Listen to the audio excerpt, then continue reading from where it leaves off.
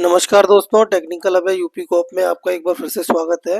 जैसा कि मैंने पिछली वीडियो में बताया था कि मैं जल्दी ही कंप्यूटर सीरीज़ को शुरू करने वाला हूं। जिन लोगों ने भी कंप्यूटर ऑपरेटर ग्रेड ए का एग्ज़ाम के लिए अप्लाई किया है तो वो लोग इस सीरीज़ को देख सकते हैं। मैंने बताया था कि मैं इसमें पूरी प्लानिंग बताऊंगा, किस तरीके से हमको प्लान करना है, क्या स्ट्रेटजी रखनी है, कैसे हमें अपने कंप्यूटर सेक्शन को कंप्लीट करना है, किस तरीके से सिलेबस को देखना है। वीडियो को शुरू करते हैं। तो देखिए दोस्तों, हम सबसे पहले इसका सिलेबस को देखेंगे कि इसमें हमारा क्या क्या सिलेबस में आ रहा है। तो बात करता हूँ मैं। सिलेबस को 9 पार्ट्स में डिवाइड किया हुआ है। सबसे पहले इंट्रोडक्शन दिया है, जिसमें कंप्यूटर का इंट्रोडक्शन रहेगा, जनरेशन और हिस्ट्री वगैरह रहेगी कंप्यूटर की, नंबर सिस्टम वगैरह। उसमें से जो है 10 नंबर का हमारा एक पेपर आ रहा है, आएगा कम से कम 10 मार्क्स के क्वेश्चन उसमें दोस्तों हमें इजीली देखने को मिल जाएंगे उसमें से।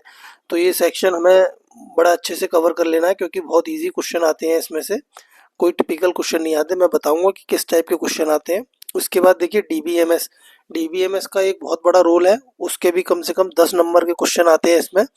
और डीबीएमएस में भी जो क्वेश्चंस हैं वो मैं आपको बताऊंगा किस टाइप से आपको डीबीएमएस को भी पढ़ना है, जो मेन मेन टॉपिक है उनको कैसे कवर करना है। उसके बाद देखिए PC software and office automation. ये दोस्तों इसमें से भी अप्रोक्स आप ये मान के चलिए कि 10 नंबर का इसमें से भी आएगा। उसके बाद बात करते हैं दोस्तों वर्क प्लेस प्रोडक्टिविटी टूल्स, जिसमें हमारे एमएस ऑफिस के सारे सूट पूरा आ जाता है। एमएस ऑफिस का MS Word, Excel, PowerPoint, Access, ये पूरा कवर हो जाता है इसमें। ओपन ऑफिस और इसके अलावा इनके शॉर्टकट्स वगैरह हमको पता रहने चाहिए। बहुत शॉर्टकट बहुत आते हैं। और उसमें फिर आपको विंडोज़, यूनिक्स, यूनिकोड, फॉन्ट्स, जिसमें आपकी यूनिकोड में टाइपिंग होगी तो वो आपको पता रहना चाहिए कि मोटा मोटा क्या है, किस तरीके से ये हमको पढ़ना है। तो इसमें भी मैं आपको शॉर्टकट्स के लिए काफ़ी सारी शॉर्टकट्स कीज़ को मैं प्रोवाइड करा दूंगा आपको, जो मोस्ट इम्पोर्टेंट है, जो क्वेश्चंस में ज़्यादातर आती हैं, जो एग्ज़ाम में ज़्यादातर आती हैं। और उसके बाद बात करते हैं कंप्यूटर नेटवर्क। देखिए दोस्तों, ये भी एक बहुत बड़ा पार्ट है और बहुत इम्पोर्टेंट है। कंप्यूटर नेटवर्क के जो है इजीली समझ में भी आ जाता है अगर कोई समझा दे तो। और इसमें से क्वेश्चंस जो हैं बड़े आसानी से क्लिक होते हैं। अब देखिए जैसे इसमें दे रखा है कि लैन मैन वैन ये सब पूछा जाएगा, टोपोलॉजीज वगैरह क्या होती हैं। तो ये अभी इसमें दोस्तों जैसा दिखाया गया है, तो क्वेश्चन इसके आगे के आते हैं। हम लोग क्या है, जो बुक्स दे रखी है मार्केट में, वो ब्रीफ में ऊपर ऊपर का हम बस पढ़ लेते हैं कि लैन क्या होता है, मैन क्या होता है, वैन क्या होता है, कौन कौन सी टोपोलॉजीज वगैरह होती हैं। लेकिन इसमें क्या है, लेयर्स वगैरह भी आएंगी। ओएसआई लेयर हो गई, आपकी टीसीपी आईपी लेयर हो गई, उन प्रोटोकॉल्स क्या होती हैं, तो वो इसमें अलग से नहीं लिखा हुआ है। तो ये भी हमको इसमें पढ़ना है। इसके बाद बात करते हैं इंटरनेट। इंटरनेट का क्या यूज़ है हमारा, सर्च इंजन्स क्या होते हैं, ईमेल क्या होता है, ई कॉमर्स क्या होता है, ई बैंकिंग क्या होती है, ई लर्निंग क्या होती है, ईमेल में सीसी क्या होता है, बीसीसी क्या होता है ना। तो ये ड्राफ्ट क्या होता है। तो ये सब हमें पता रहना चाहिए कि ईमेल के अंदर क्या क्या कंसेप्ट है। ईमेल से ज़रूर एक दो क्वेश्चन अवश्य आते हैं, तो ये भी मैं आपको बताऊंगा। इसके बाद बात करते हैं emerging technologies and web publishing, जिसमें कि देखिए दोस्तों इसमें दे रखा है Windows, Unix, Linux, HTML, JavaScript, banking, e commerce applications वगैरह। तो आर्टिफिशियल इंटेलिजेंस, तो हमको थोड़ी सी कमांड एचटीएमएल की पता रहनी चाहिए कि एचटीएमएल टैग क्या होते हैं, लाइनेक्स की बेसिक कमांड्स क्या होती हैं, कॉपी की कौन सी कमांड होती है, विंडोज़ में कमांड प्रॉम्प्ट पे हम कैसे कमांड को रन कराते हैं, कॉपी करने के लिए क्या कमांड यूज़ करते हैं। तो ये छोटे छोटे टैग्स वगैरह ये यही क्वेश्चंस आएंगे, तो वो हमको पता रहने चाहिए। तो इसको हम आगे कवर करेंगे। इसके बाद बात करते हैं बुलियन अलजेब्रा की। बुलियन अलजेब्रा में थोड़े से न्यूमेरिकल्स आ जाते हैं, जिसमें लॉज वगैरह पूछ लेता है कि बुलियन लॉ क्या होते हैं, एसओपी पीओएस फॉर्म क्या होती है, सम of product, product of some क्या होती है, कार्नफ मैप क्या होते हैं, एप्लीकेशंस कौन कौन सी हम यूज़ करते हैं। तो ये बुलियन अलजेब्रा होगा। इसके बाद बात करते हैं डेटा स्ट्रक्चर। डेटा स्ट्रक्चर में से भी दोस्तों कम से कम 10 क्वेश्चन आते हैं और बहुत ही इजी है डेटा स्ट्रक्चर। बहुत इजी क्वेश्चन आते हैं, आप आसानी से समझ जाएंगे और उसको क्रैक कराएंगे। तो दोस्तों इस वीडियो में मैं आपको आज से शुरू करूंगा कंप्यूटर की जनरेशन और हिस्ट्री। और इसको हम पहले प्लान करते हैं कि किस तरीके से हमको ये पूरा कंप्लीट पढ़ना है। तो आप लोग दोस्तों देखिए पेपर और पेन को लेकर के बैठिएगा, क्योंकि जो मैं बता रहा हूँ साथ के साथ आप उसको नोट भी करते जाइएगा, या फिर वीडियो को बाद में दोबारा जब सुने तो नोट कर लीजिएगा कि तो देखिए बात करते हैं कि मोस्ट इम्पोर्टेंट टॉपिक कौन कौन से हैं जो थोड़े से टिपिकल है, हम उनको मोस्ट इम्पोर्टेंट लेके चलते हैं। Computer networks, DBMS, Boolean algebra, data structure और इंटरनेट। इंटरनेट का मतलब ये है कि जिसमें एचटीएमएल टैग वगैरह ये सब आ जाएंगे, तो उसको भी मैंने इसी में कवर कर दिया है।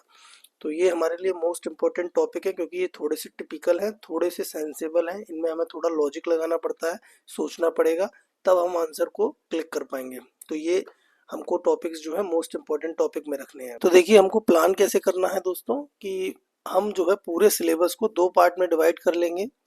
पहला पार्ट रखेंगे हम कंप्यूटर सेक्शन को और दूसरा पार्ट रखेंगे जीएस रीजनिंग और अदर। तो जीएस रीजनिंग अदर को जैसे आपकी इच्छा हो, आप जैसे पढ़ना चाहें वैसे आप पढ़ सकते हैं। कंप्यूटर सेक्शन का हम क्या करेंगे कि प्रत्येक टॉपिक को, यानी कि प्रत्येक एक टॉपिक को हम 3 दिन तक पढ़ेंगे, यानी कि हम 3 दिन में एक टॉपिक को कवर कर लेंगे, जिससे कि हमारा कंप्यूटर का पूरा सिलेबस जो है 30 डेज में कंप्लीट हो जाएगा। और अगर 1-2 दिन एक्स्ट्रा हो जाएगा तो कोई बात नहीं, उसको हम एडजस्ट कर लेंगे कि 1-2 दिन ऊपर नीचे हो जाएगा। तो अब हम आज से शुरू करने वाले हैं कंप्यूटर का हिस्ट्री एंड जनरेशन कि इसमें से हमें किस तरीके के क्वेश्चन आएंगे। तो चलिए सबसे पहले शुरू करते हैं हम फर्स्ट पार्ट को, इंट्रोडक्शन को, जिसमें हम पढ़ेंगे history and generation of computer. उसमें ऑर्गेनाइजेशन ऑफ कंप्यूटर, कंप्यूटर को किस तरीके से बनाया गया है, उसके बाद हार्डवेयर, सॉफ्टवेयर और पेरिफेरल डिवाइसेस क्या होती हैं, एल्गोरिथम क्या होती है, फ्लो चार्ट क्या होते हैं और नंबर सिस्टम। ये हमारे इंट्रोडक्शन सेक्शन में है। तो देखिए हिस्ट्री और जनरेशन से कम 2 क्वेश्चन 3 क्वेश्चन आ जाते हैं। उसके बाद hardware, software and peripheral device में से 2 नंबर का क्वेश्चन आ जाएगा कि कोई भी डिवाइस दे रखी होगी तो आपसे पूछा जाएगा ये कौन सी डिवाइस है। एल्गोरिदम में पूछ लेते हैं डेफिनेशन डायरेक्ट कि एल्गोरिदम क्या होती है। फ्लो चार्ट क्या होते हैं, फ्लो चार्ट में सिंबल्स दे दिए जाएंगे आपको, ये सिंबल फ्लो चार्ट क्या नाम है इसका, तो वो सिंबल्स आपको याद रखना है, मैं बताऊंगा आगे आपको। उसके बाद नंबर सिस्टम, नंबर सिस्टम में कम से कम 3 से 4 क्वेश्चन आ जाते हैं दोस्तों। आपको कन्वर्जन बहुत अच्छे से आना चाहिए। एग्जाम में आपको नंबर सिस्टम दे रखा होगा, नंबर दे रखा होगा बाइनरी में, उसको कन्वर्ट कराएगा डेसिमल में या ऑक्टल में कन्वर्ट कराएंगे या हेक्साडेसिमल में। 4 नंबर सिस्टम होते हैं, चारों में से ही आपका क्वेश्चन आएगा, binary, octal, decimal and hexadecimal, इन्हीं में से आपको कन्वर्ट कराएंगे। तो ये आपको बहुत अच्छे से प्रैक्टिस करनी है। पहले हम कंप्यूटर की हिस्ट्री को शुरू करते हैं। कंप्यूटर की हिस्ट्री को 5 पार्ट में डिवाइड किया गया है, 5 जनरेशन में। पहली जनरेशन जो शुरू हो जाती है वो 1940-45 से लेके 1950-57 तक है। तो हमें दोस्तों याद रखना है कि फर्स्ट जनरेशन में जो टेक्नोलॉजी आई थी वो वैक्यूम ट्यूब की थी। सबसे पहले वैक्यूम ट्यूब की मदद से हमें कंप्यूटर चलाया गया था। वैक्यूम ट्यूब्स जो है बड़े बड़े कमरों में बहुत लार्ज स्पेस में रखे जाते थे। तो क्वेश्चन यहाँ पर इस प्रकार से आएगा, पूछा जाएगा कि फर्स्ट जनरेशन में किस चीज़ का प्रयोग किया जाता था।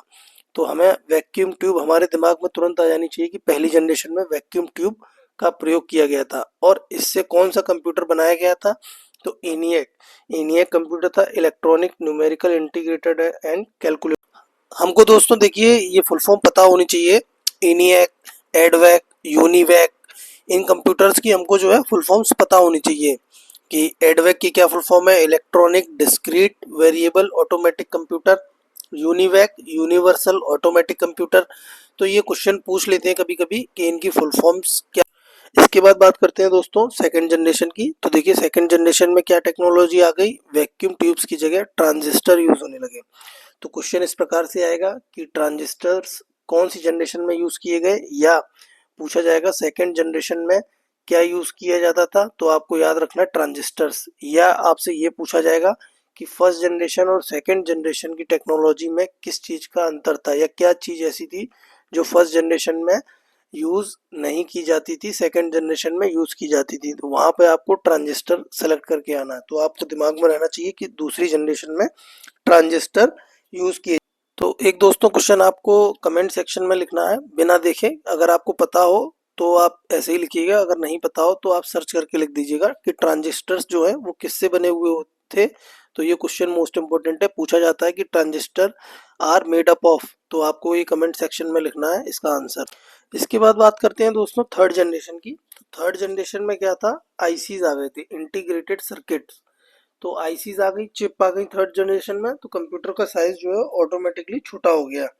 तो थर्ड जनरेशन में दोस्तों आईसीज यूज होने लगी, वहां पर रेजिस्टर्स, कैपेसिटर्स, ट्रांजिस्टर्स ये तीनों मिलकर के चिप में एक में यूज होने लगे, एक छोटी सी चिप बनने लग गई।